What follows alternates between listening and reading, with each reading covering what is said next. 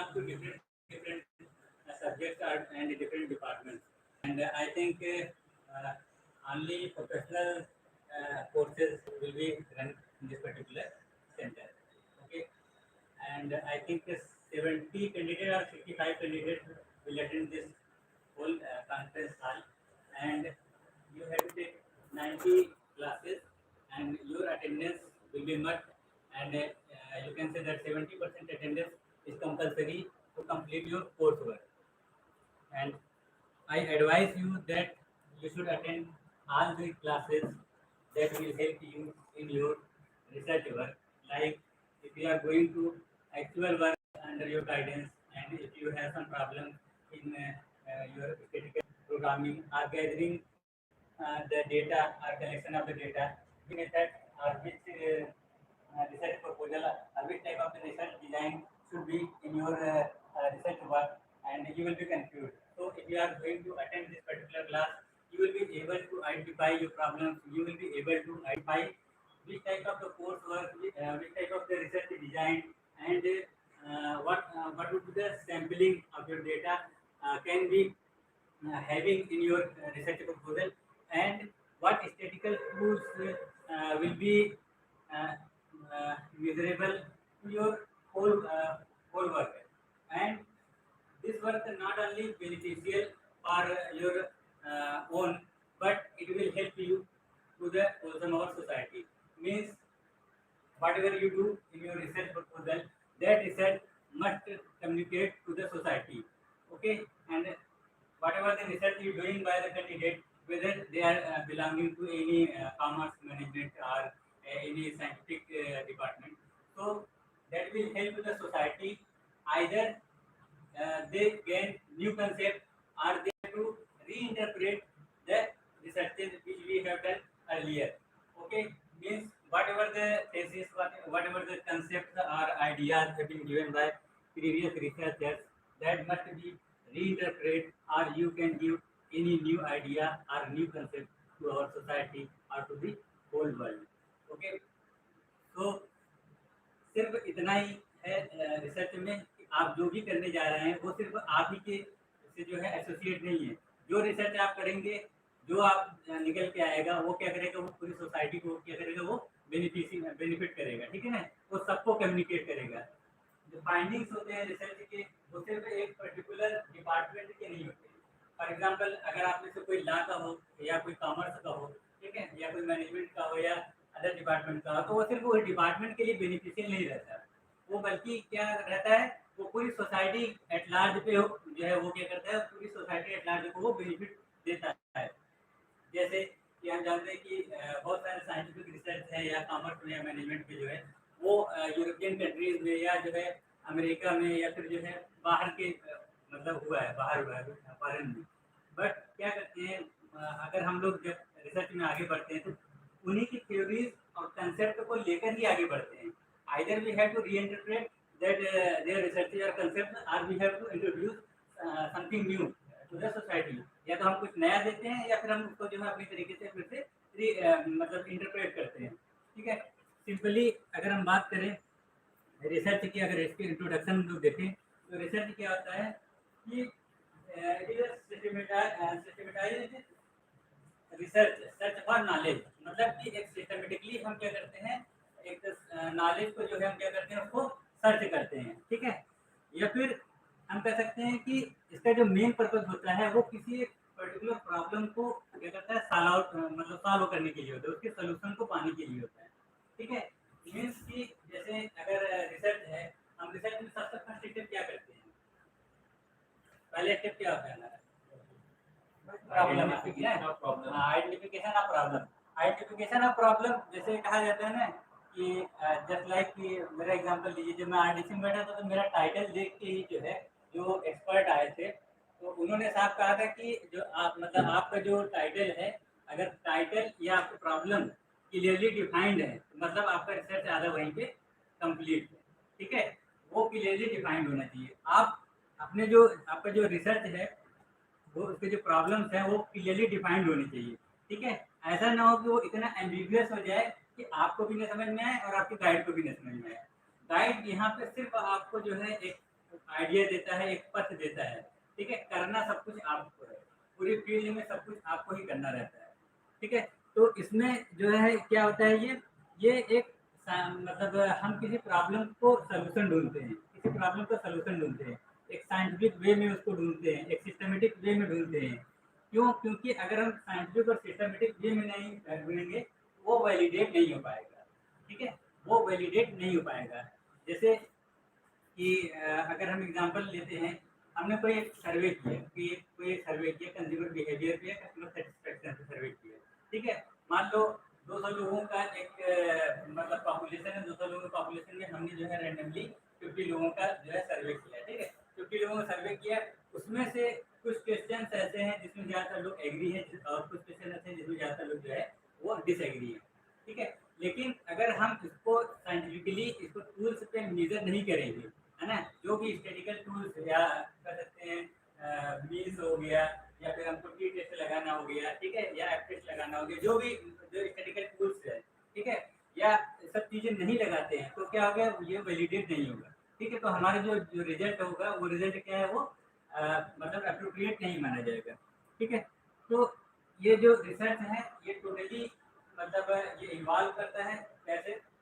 First one, you have to identify your problem. Second one, you have to review the literature. Review the literature means you have to review all those literature which we have and which have been done previously. Means कि जो researches already हो चुके हैं,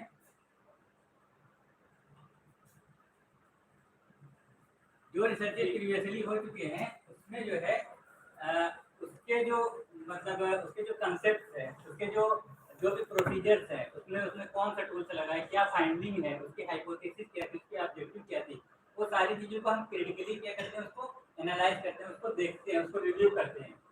और ऐसा नहीं है, कभी कभी होता है कि रिव्यू ऑफ लिटरेचर का अगर हम रिव्यू करते हैं तो रिव्यू में ऐसा नहीं कि रिव्यू करने को बहुत सारा मटेरियल मिल जाएगा, लेकिन फिर हम उसको कोरिलेट करते हैं अपने प्रॉब्लम से, ठीक है, अपने टाइटल से। हमारा रिसर्च क्या है, हमारा रिसर्च का पर्पस क्या है, उसको कोरिलेट करते हैं। रिव्यू ऑफ लिटरेचर का मतलब ये नहीं है कहीं से भी कुछ भी उठा के रिव्यू करने लगे, ठीक है।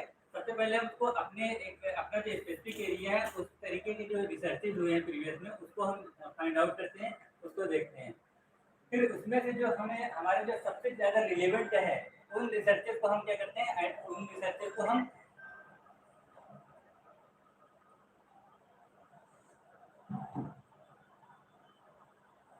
ठीक है, उस जो रिव्यू करते हैं, तो रिव्यू में यही है सिंपली कि उसको जो है हम क्या करते हैं।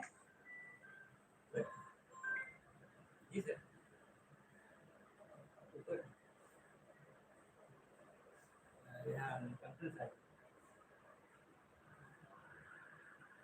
नहीं शुक्ला जी बैठे हैं। हाँ मैं बैठ नहीं।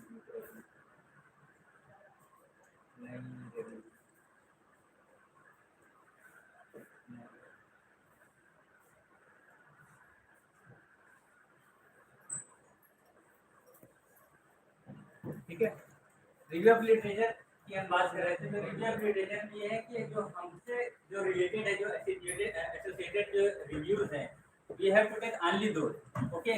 जस्ट लाइक कि अगर हमको कंज्यूमर बिहेवियर पे रिसर्च करना है, तो कंज्यूमर बिहेवियर से रिलेटेड जो रिसर्चेज हैं प्रीवियसली, हम उसको सिर्फ देखेंगे, ठीक है। अदरवाइज दूसरी चीज़ें जो है जैसे कस्टमर सेटिस्फेक्शन हो गया, उसको ज़बरदस्ती उसमें जो है मतलब मिक्सअप करने की ज़रूरत नहीं है। अगर इससे क्या होगा कि आपका जो रिसर्च है ना, वो एक गलत वे में चला जाएगा।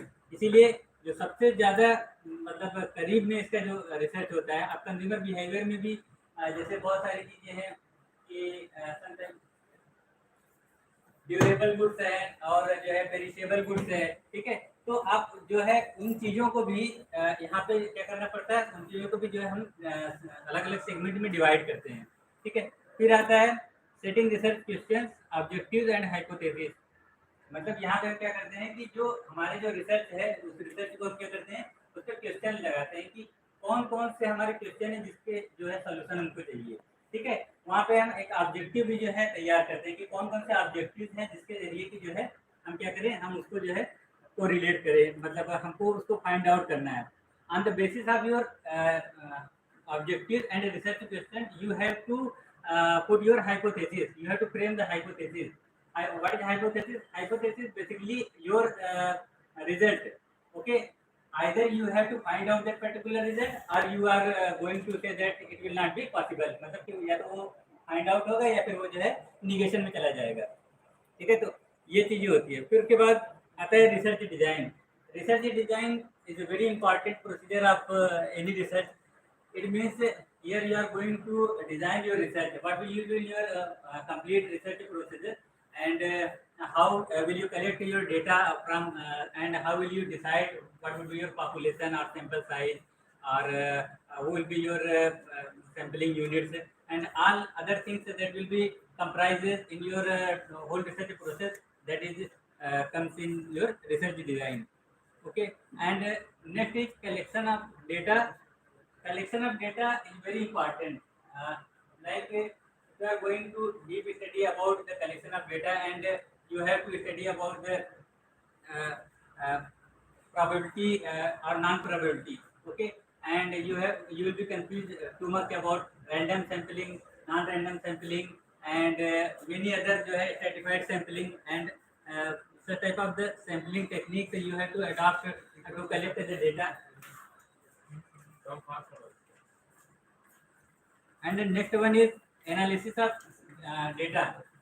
Analysis of data. If you are going to analyze the data, collected data, you have to put some statistical tools which is suitable for your research. Okay, and this statistical tools uh, must be appropriate according to your objectives. अगर आप objective के हिसाब से जो है अपने statistical tools नहीं लगाते हैं तो क्या हो जाएगा, वहाँ पे वो सारी चीजें जो है आपकी जो है गलत होने के चांसेस रहते हैं. और जो आपका हाइपोथेसिस है उसको भी वो कम्प्लीटली जो है उसको क्या कर सकता है, या उसको रिजेक्ट या एक्सेप्ट वहाँ पे वो नहीं करेगा.